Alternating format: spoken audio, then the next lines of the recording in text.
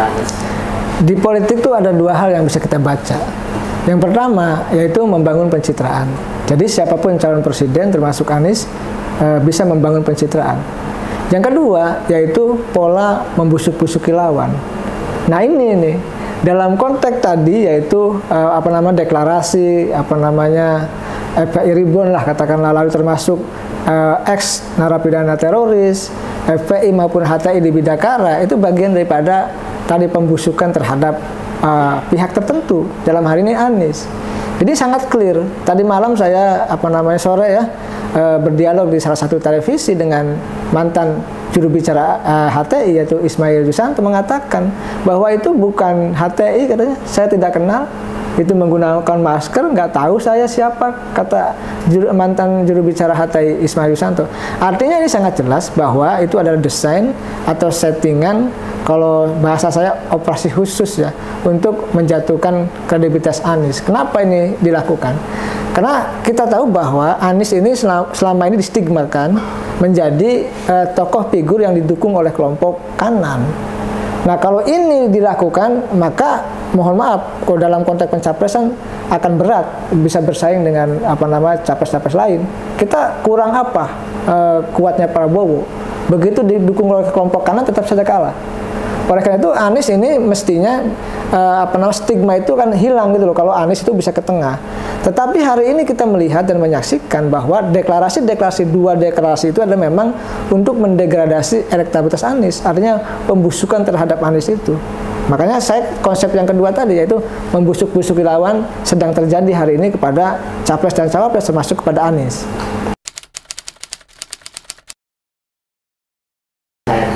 Nah, Anies itu kan gini, kenapa diserang, kenapa dihajar gitu ya, kenapa dibusuk-busuk? Karena dia salah satu capres potensial, makanya harus dihabiskan. Nah, saya mendengar gitu ada kelompok tertentu ya, kelompok oligarki yang menginginkan Anies tidak nyapres, tidak bisa nyapres.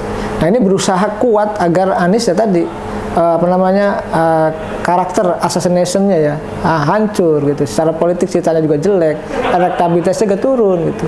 Nah, ini kebetulan hari ini muncul juga elektabilitas yang dikeluarkan ya hasil survei oleh lembaga tertentu yang memang tadi menjadikan Anies turun elektabilitasnya.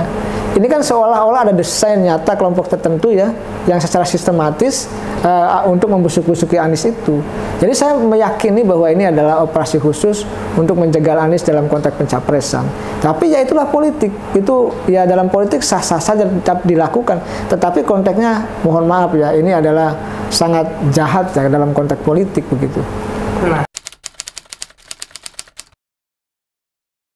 seorang calon. Ya masih, karena kan gini, masyarakat itu kan menilai dari dari bukan hanya dari kinerja tapi dari pemberitaan yang muncul. Oleh karena itu ya bagi orang yang mengerti politik, pemberitaan itu dibuat, disetting, ya kan dibuat sedemikian rupa agar figur tertentu termasuk Anies itu busuk.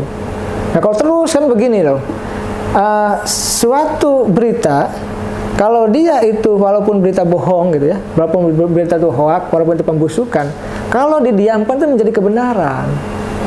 Jadi kalau tadi pembusukan terhadap Anies gitu ya dilakukan terus-menerus, dibiarkan, itu akan menjadi sebuah kebenaran dalam politik dan itu tentu akan merugikan Anies.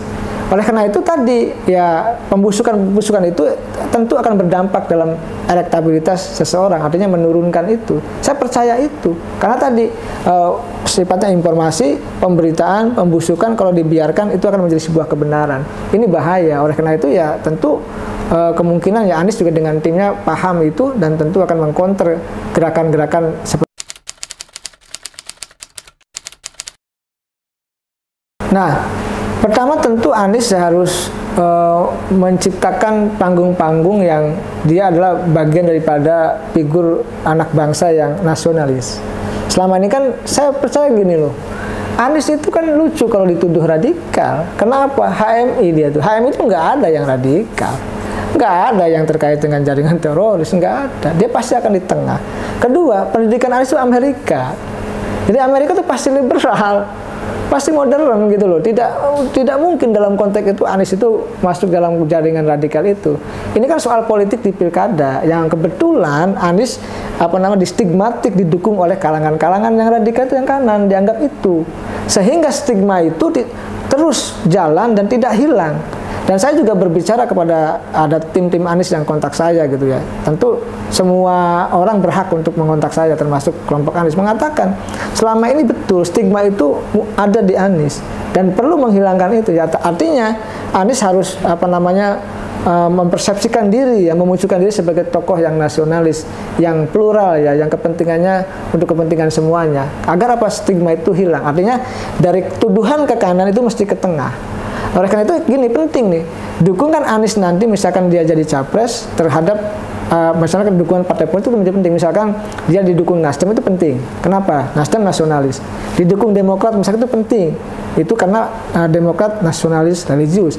Tapi kalau didukung PKS ini juga menjadi persoalan. Kenapa? Karena PKS juga dianggap ada irisannya dengan gerakan-gerakan kekananan itu gitu loh. Jadi ini juga penting. Oleh karena itu ya stigma itu harus hilang kalau Anies ingin menjadi capres yang diperhitungkan gitu, kira-kira seperti itu.